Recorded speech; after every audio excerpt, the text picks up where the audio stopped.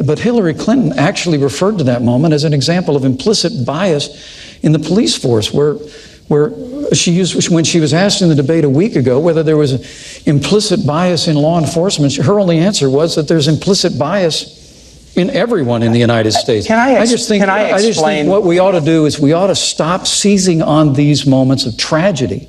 We ought to assure the public that we'll have a full and complete and transparent investigation whenever there's a loss of life because of police action. But Senator, please, enough of this seeking every opportunity to demean law enforcement broadly by making the accusation of implicit bias every time tragedy occurs. Elaine, people shouldn't be afraid to bring up issues of bias in law enforcement. And if you're afraid to have I'm not afraid to bring that up. If you're afraid to have the discussion, you'll never solve it.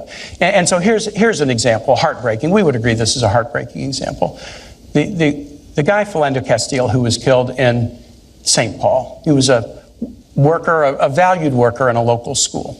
And he was killed for no apparent reason in an incident that will be discussed and will be investigated.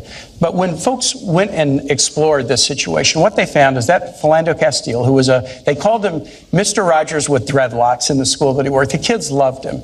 That he had been stopped by police 40 or 50 times before that fatal incident. And if you look at sentencing in this country, African Americans and Latinos get sentenced for the same crimes at very different rates. We need criminal justice reform.